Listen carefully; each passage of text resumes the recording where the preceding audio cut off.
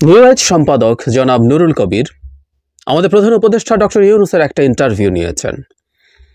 অনেকে হয়তো এর মধ্যে এটা দেখেছেন, নিউজ তার পত্রিকা এটা পাবলিশ করেছে, কিন্তু একটা ভিডিও আছে। আমি আপনাদেরকে অনুরোধ করব ভিডিওটা দেখে রাখুন। এই ভিডিওটা, এই সাক্ষাৎকারটা বাংলাদেশের ইতিহাসের একটা মাইল ফলক হয়ে থাকবে। কেন থাকবে সেটা একেবারে শেষে বলছি। ইন্টারভিউতে ডক্টর ইউনূস অনেক কথা বলেছেন, খুবই মন খুলে কথা বলেছেন, এবং যেহেতু নুরুল কবির, আবারও বলছি কেন এটা মাইল ফলক, তার সাথে এই ভদ্রলোকেরও সংযুক্তি আছে, সেই প্রসঙ্গে শেষে বলছি। তো সেখানে বেশ কিছু বিষয় উঠে আসছে। ডক্টর ইউনূস তার মানে এই আলোচনার চলে, সাক্ষাৎকারের চলে, তার বেশ কিছু ব্যর্থতা তার মুখে স্বীকার করেছেন। কোনো সমস্যা নেই, আমরা আমাদের রাষ্ট্র ক্ষমতায় যিনি থাকেন তিনি কোনো অতিমানব নন, তিনি কোনো দেবতা নন, তিনি একজন মানুষ, তিনি ভুল করবেন। তবে হ্যাঁ, আমরা যে আলাপটা করছিলাম যে সরকারের অনেক ক্ষেত্রেই তার ভুলভ্রান্তি বা তার আরও বেশি সতর্ক হওয়া বা তার আরও বেশি অ্যাক্টিভ দেখানোর যে টেন্ডেন্সি সেটা বাড়াতে হবে, এবং ডক্টর ইউনূসের জবাবেই আছে যে তারা আসলে যথেষ্ট এফার্ট দিচ্ছেন না বা টাফ হচ্ছেন না। আমি কয়েকটা ইস্যু একটু ধরতে চাই, মানে যেসব প্রশ্ন আছে। যেমন ডক্টর ইউনূসের মামলা নিয়ে জিজ্ঞেস করা হয়েছে যে আপনার প্রভাবে কি মামলা উঠে গেল, কারণ আপনি এখন প্রধান উপদেষ্টা, সুতরাং মামলা সব দ্রুত উঠে চলে গেছে। যেভাবে ডক্টর ইউনূস বলেছেন, উইচ ইজ রাইট, যে উনি মামলার সারবত্তা ছিল না, তারপরে ষড়যন্ত্রমূলকভাবে আদালতকে ব্যবহার করে এসব করা হচ্ছিল। ফলে এটা একটা ভালো, যে কোনো সরকার হলেই যেটা তার প্রতি কোনো শত্রুতা দেখাবে না, তাদের হলে এই মামলাগুলো উঠে যেত। কিন্তু এই প্রশ্নটা তাকে করা হয়েছে, কারণ স্বাভাবিকভাবে এরকম প্রশ্ন আসতে পারে। খুব দ্রুত তার মামলাগুলো উঠে গিয়েছিল। ছাত্ররা তাকে চাকরি, ছাত্র প্রচুর করছেন, আরো অনেকে আছেন, সেটা জবাব উনি খুব অনেস্টলি দিয়েছেন। সেটা হলো সত্যিকার অর্থে ছাত্ররাই তার সাথে যোগাযোগ করেছিল, ছাত্ররাই তার এমপ্লয়ার, উনি সত্য কথাটাই বলেছেন। কিন্তু এখানে একটা সমস্যা আছে। সমস্যাটা হচ্ছে, এটা বলা যাবে যে ছাত্ররা তাকে এমপ্লয় করেছেন, কিন্তু উনি অনেকগুলো ইন্টারভিউতে, অনেকগুলো স্পিচে বারবার ছাত্ররাই অভ্যুত্থান করেছে, বা উনি বিপ্লব বলতেন, উনি সর্বশেষ ভাষণে বলছেন, এর আগে বিপ্লব বলতেন। এখানে খুব মেজর সমস্যা আছে। এই বিপ্লব শুধু ছাত্ররা করেন, এমনকি যে ছাত্র জনতার বিপ্লব বা অভ্যুত্থান বলা হয়, মানে ছাত্র কথাটাকে আমরা আলাদা করছি জনতার কাছ থেকে। ছাত্ররা জনতা নন এরকম মনে হয়, আলাদা করে তারা একটা আইডেন্টিটি তৈরি করছেন। এটাও আমার কাছে ব্যক্তিগতভাবে ভালো লাগে না। খানিকটা শহীদ বুদ্ধিজীবী দিবসের মতো, তাদের জন্য আলাদা দিবস। যাই হোক, তিনি এই ব্যাপারটা বলেছেন, কিন্তু আমি তার অন্যান্য ক্ষেত্রেও ব্যবহার নিয়ে সন্তুষ্ট নই। তিনি ব্যবহার করেছেন যেখানে প্রয়োজন ছিল না। তাকে উপদেষ্টা কেন নাম, উপদেষ্টা কাকে উপদেশ দেন, ইত্যাদি ইত্যাদি। তিনি প্রধান উপদেষ্টা, উনি খুব সরলভাবে বলেছেন, উনি সব নামটাম খুঁজতে চান না। আমিও মনে করি ইটস নট দ্যাট ইম্পর্টেন্ট। নামে কি আসলো গেল, গোলাপকে যে নামে ডাকাই হোক না কেন, সেটা সৌরভ ছাড়া, ব্যাপারটা এরকম। ওনার উপদেষ্টা পরিষদ নিয়ে নানান রকম অভিযোগ, এমনকি ওনার সামনে খুব স্পষ্টভাবে এই প্রশ্ন করেছেন জনাব নুরুল কবির যে ওনার বাড়ি যেহেতু চিটাগং, তিনি চিটাগংয়ের মানুষকে অনেক বেশি প্রায়োরিটি দিয়েছেন। এনজিওর লোকজন বিভিন্ন, মানে এটা কিভাবে সিলেক্ট করা হয়েছে, তাকে কারা কারা তালিকা দিয়েছে। ডক্টর ইউনূস বলছেন তিনি খুব বেশি চিন্তা করে করা হয়নি, তাকে বলা হয়েছে এরা এরা আছেন, তিনি বলছেন এর মধ্যে তিনি যাদেরকে চেনেন তাদেরকে বলেছেন, দিয়ে দিয়েছেন। খুব ভাবে চিন্তা করা হয়নি, এটা সরল স্বীকারোক্তি। কিন্তু এর মধ্যে একটা খুব মেজর ডিসপিউট তৈরি হতে পারে। সেটা হচ্ছে, উনি বলছেন যে খুব তাড়াহুড়ো করে এটা করতে হয়েছে, আজই শপথ নিতে হবে বা কালই নিতে হবে, এরকম পরিস্থিতিতে বা প্রেক্ষাপটে। তাহলে আমরা প্রশ্ন করতেই পারি যে খুব তাড়াহুড়োর মধ্যে যে উপদেষ্টা পরিষদ হলো, তারপর তো আসলে খুব অল্প 2-3 জন যুক্ত হলো, বা কাউকে পরিবর্তন করা হলো না। তার মানে কি এই এন্টায়ার উপদেষ্টা পরিষদে কেউ ভুল ছিলেন না? ভুল থাকলে তো তাকে উপদেষ্টা পরিষদে রাখাটা দরকার ছিল না। নেওয়া হলো, বের করে দেয়া, তাকে সেখান থেকে সরিয়ে দেয়া, সেটা হতে পারত। আরো নতুন অনেক উপদেষ্টা নেওয়া হতে পারত কাজ করার জন্য। মানে তার মতো সরকার তো কাউকে তার দায়িত্ব থেকে সরিয়ে দেয়, সমস্যার কিছু নাই। শেখ হাসিনা এটা করতে চাইতেন না, কারণ তিনি অমনিপটেন্ট এবং তার ডিসিশনে কোনো ভুল নাই, এই ইমেজ তৈরি করতে চাইতেন বলে যত কিছুই হোক না কেন তার মন্ত্রীরা দায়িত্বে থেকে যেতেন, ক্ষমতায় থেকে যেতেন। কিন্তু তিনি যত সহজভাবে বললেন একটা রাষ্ট্রের দায়িত্ব নেওয়ার ক্ষেত্রে এই ব্যাপারটা খুব জরুরি। এবং ডক্টর ইউনূসকে যখন নুরুল কবির প্রশ্ন করছেন যে প্রচুর সমালোচনা হচ্ছে, অনেক ব্যর্থতা আছে, প্রবলেম আছে, উনি ওটা স্বীকার করছেন। মানে জানতে চান বারবার যে আপনি এগুলো খেয়াল করেন, আমরা এটা খেয়াল করছি যে তিনি সত্যিই যথেষ্ট খোঁজ খবর রাখেন, যে হ্যাঁ এগুলো হয় তিনি জানেন, কিন্তু সমালোচনা খুব বেশি মাথা ব্যথা নেই এবং তাদেরকে ব্লেম করারও তেমন কিছু পান না বলে তিনি বলেন, কারণ বলছে তাদেরও অভিজ্ঞতা নেই, আমারও নাই, আমিও ভুল করছি, সো আমি কিভাবে তাদেরকে দোষ দেব। আবারও বলছি খুব সহজে বলে ফেলা হলো। ডক্টর ইউনূস আসলে ওটা ওনার বিনয়, উনি কত বড় মাপের মানুষ তার প্রমাণ দিচ্ছেন, কোনো সন্দেহ নাই, কিন্তু এর মধ্যে আমার দ্বিমতের জায়গা আছে। সেটা হলো তিনি আসলে পারফর্ম করতে হবে, উনি আসলে ওটা খুব বড় শর্ত না প্রধান উপদেষ্টার, আমি মনে করি। উনি এসছেন আমাদের ঐক্যের প্রতীক হিসেবে এবং আমাদের মাথার উপর ছাতার মতো হয়ে, এই ছাতা আমাদের বিপদ আপদ থেকে রক্ষা করবে। কিন্তু যে জায়গায় উনি যথেষ্ট পরিবর্তন করতে পারেন সেটা হচ্ছে উপদেষ্টা পরিষদ পরিবর্তন করা, ক্যাবিনেট ভাগ করে দেয়া, এরকম অনেক পদক্ষেপ, যিনি পারছেন না তাকে দায়িত্ব থেকে অব্যাহতি দেয়া, এগুলো করতে হবে। সুতরাং উনি পারছেন না, ওনার অভিজ্ঞতা কম, উনিও সব ঠিকঠাক পেরে উঠছেন না, এটা অন্য অক্ষম, অযোগ্য, অদক্ষ, নন পারফর্মিং উপদেষ্টা রাখার যুক্তি হতে পারে না আমি মনে করি। নিজের কোয়ালিটি তো ঠিক নেই, তাদের সমালোচনা কিভাবে করবো? উনি বলছেন আমি সাধ্যমতো চেষ্টা করছি, লেগে গেলে তো হলো ভালো, না হলে আমার কপাল খারাপ। আপনার ইন্টারভিউটা দেখবেন প্লিজ, ইটস এ বেঞ্চমার্ক। এই বেঞ্চমার্ক কেন আমি শেষে বলবো, আমার বিবেচনা, আপনাদেরও নিশ্চয়ই বিবেচনা থাকবে। রাজনৈতিক দলগুলো সরকারের সাথে সমঝোতা আছে কি না, তিনি বললেন খুব আছে, কোনো সমস্যা দেখেন না। তখন নুরুল কবির তাকে প্রশ্ন করেন যে রাজনৈতিক দলের বাইরে তো ভিন্ন রকম কথা বলছে। তিনি ডক্টর ইউনূস যেটা বোঝাতে চান যে তাদের রেটরিক আছে, তিনি অঙ্গভঙ্গি শব্দটা ব্যবহার করেছেন। নানা অঙ্গভঙ্গি আছে, বাইরে রাজনৈতিক দল হিসাবে তাদের এই অঙ্গভঙ্গিগুলো দেখাতে হয় বলে তিনি মনে করেন। আমি বিশ্বাস করি সরলীকরণের দোষ আছে, প্রবলেমকে ইগনোর করে লাভ নেই। সরকারের সাথে রাজনৈতিক দলের দূরত্বের কথা বলেছে, সরকার তো আসলে খুব বেশি বসে না, এটা সত্য। এই সরকার উচিত ছিল ফর্মালি আরও অনেক বেশি বসা, ইনফর্মালি হয়তো কিছু যোগাযোগ আছে, সেটাও যথেষ্ট আছে বলে মনে হয় না, কারণ পলিটিক্যাল পার্টিগুলো যে ধরনের আচরণ করে বা কথা বলে তাতে মনে হয় ফর্মালি আরও বেশি হওয়া উচিত। এবং সামনে এসে অনেক ভালো বলা ডাজন্ট নেসেসারিলি মিন যে তারা আসলে কনভিন্সড এবং তারা সরকারের সাথে খুবই ভালো ইন্টারাকশন বা র্যাপও অনুভব করে, আমি মনে করি না। এটাও তার একটা ভুল পারসেপশন বলে আমি মনে করি। নিহতদের টাকা পাওয়া নিয়ে বেশ চাপের মুখে ডক্টর ইউনূসকে ফেলেছেন জনাব নুরুল কবির, খুঁটিয়ে বারবার, আপনি কবে মনে করেন এটা হতে পারে, কেন হলো না, ইত্যাদি ইত্যাদি। তিনি যেটা বলেছেন এটা মূলত বিউরোক্রেসির প্রবলেম, এবং বিউরোক্রেসির প্রবলেমের কারণেই শেষ পর্যন্ত টাকা পৌঁছতে পারছে না, এটা দেরি হয়ে যাচ্ছে। এবং তিনি বিউরোক্রেসিকে দোষও দিতে চান না, উনি মনে করেন তাদেরও কিছু নিয়মকানুন আছে যেটা আমরা হয়তো বুঝি না। আমি এটাকেও খুব সফট বলে মনে করি। এই সফটনেস নিয়ে আসলে আমাদের সবসময় প্রশ্ন আছে, এই প্রশ্ন নুরুল কবিরও করেছেন, আমি আসছি সে কথায় পরে। আমি মনে করি বিউরোক্রেসিকে করতে হবে এবং বিউরোক্রেটিক যেসব প্রসেস আছে সেগুলোকে শর্টেন করে তাদেরকে এটা করতে হবে এবং অ্যাট এনি কস্ট এই টাকা পৌঁছে দিতে হবে। নুরুল কবির বলছেন যে আপনি ঋণ ব্যাংকগুলোকে হাজার হাজার কোটি টাকা দিচ্ছেন দেউলিয়া হওয়ার থেকে ঠেকানোর জন্য, আর এখানে সামান্য কিছু টাকা আপনি এই আহত নিহতদেরকে দিতে পারছেন, এটা তো ব্যর্থতা। উনি ব্যর্থতা স্বীকার করছেন, কিন্তু উনি বলছেন এই প্রসেসগুলো ঠিকঠাক হলে টাকা দিতে আপত্তি নেই, কিন্তু দিনের শেষে রেজাল্ট হচ্ছে এগুলো পাওয়া যায়নি। এটা হলো সবচেয়ে জরুরি কথা, এবং এর চেয়ে বড় ব্যর্থতা আসলে সরকারের কিছু হতে পারে না। উনি স্বীকার করেন, কিন্তু সমাধান না হলে যারা এটার ভুক্তভোগী, যারা শহীদ হয়েছেন তাদের পরিবার এবং যারা আহত হয়েছেন তাদের কোনো লাভ নেই। সংস্কার প্রশ্নে আলোচনা যখন আসে তখন একটা স্পেসিফিক প্রশ্ন, এই আলাপটাও আসলে সামনে আসবে, সরকারের সংস্কারের কোনো এজেন্ডা আছে কিনা, নাকি এই যে সরকার সংস্কার কমিশনগুলো যে রিপোর্ট হবে সেগুলো নিয়ে বসবেন। উনি একদম প্লেইনলি বলেছেন উনি আসলে বসবেন, এগুলোর ভিত্তিতে আলোচনা হবে, সংস্কার যতটুকু ঐক্যমত্যের ভিত্তিতে হয় সেটুকুই করবেন, এবং সরকারের কোনো এজেন্ডা নেই, সরকার কোনো পক্ষ এখানে না, ডক্টর ইউনূস স্পষ্ট করেছেন।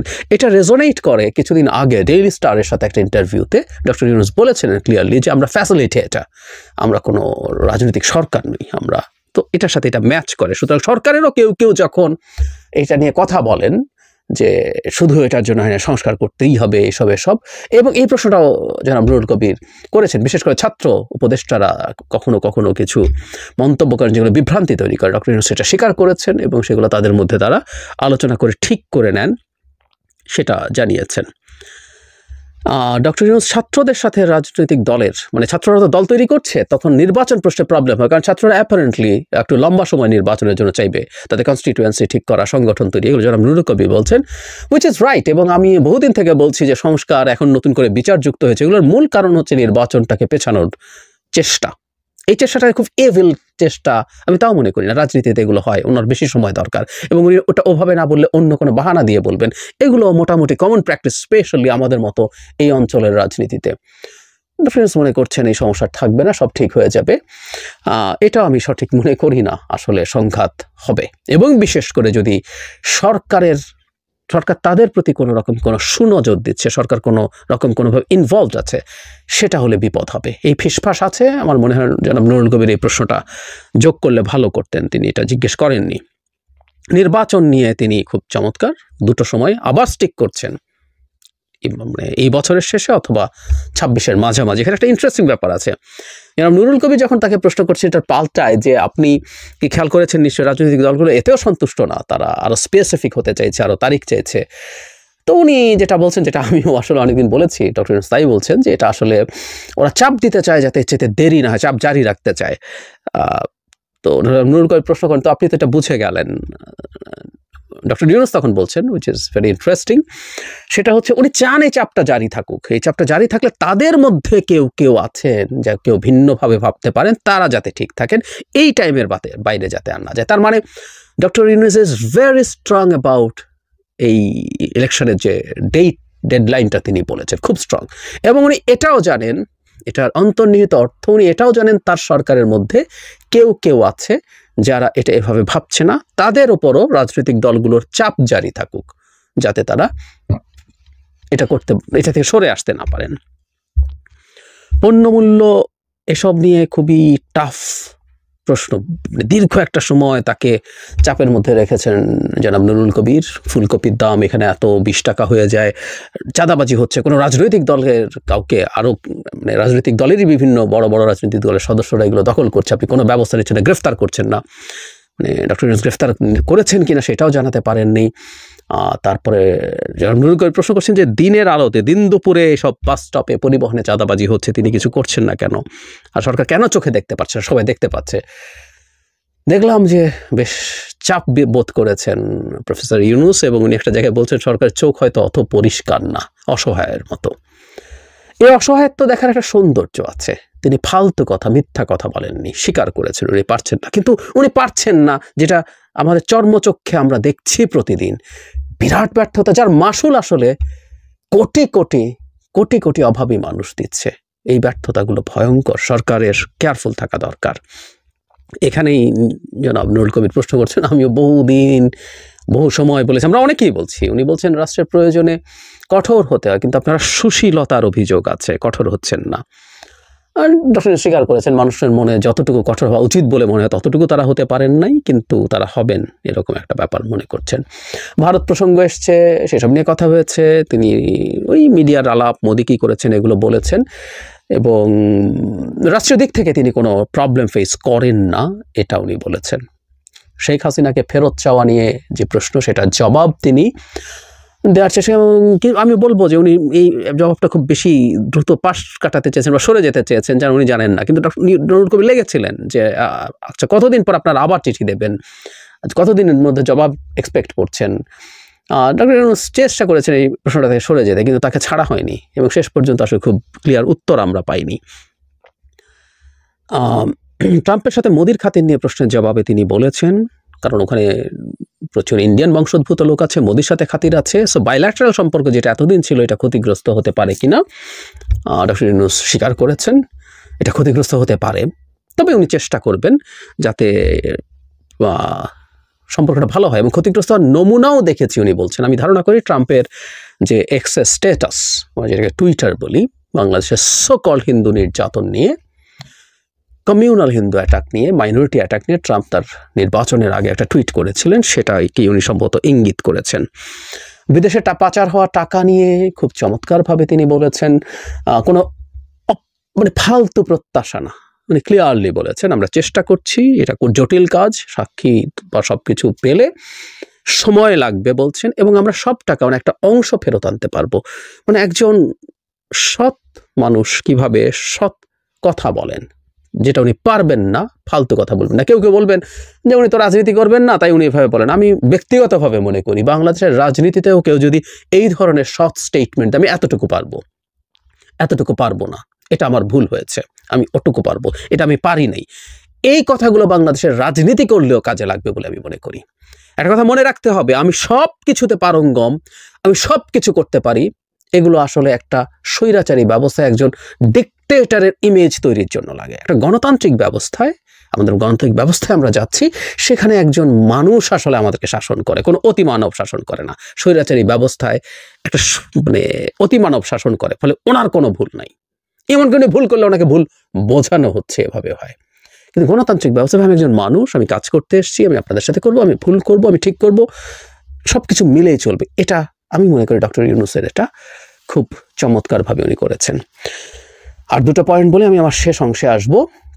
এটা হচ্ছে, আমি একটু অবাক হয়েছি, ডক্টর ইউনূস যদি সেখানে তাকে জেলে নিত, আমার মনে হয় ওনার জেলে যাওয়া উচিত ছিল। আমি মনে করেছিলাম যে উনি জেলে যাওয়ার জন্যই প্রস্তুত আছে, কিন্তু ইন্টারভিউ শুরুতেই তিনি বলেন যে, নুরুল কবির যখন জিজ্ঞেস করছেন আপনি জেলে যেতে পারতেন, তখন উনি বলছেন উনি দেখছিলেন কোন দেশ থেকে কোন দেশে যাওয়া যায় যাতে দেশে ফিরে যেতে না হয়। তার মানে মনে হচ্ছিল যে উনি দেশে ফিরতে চাইছেন না এবং উনি জেল অ্যাভয়েড করতে চাইছেন। যদি উনি বারবারই ফিরে এসে দেখা করেছেন, কোর্টে গেছেন, তাতে আমার মনে হয়েছিল হি ইজ রেডি। পরে অবশ্য বলেছেন উনি রেডিও ছিলেন।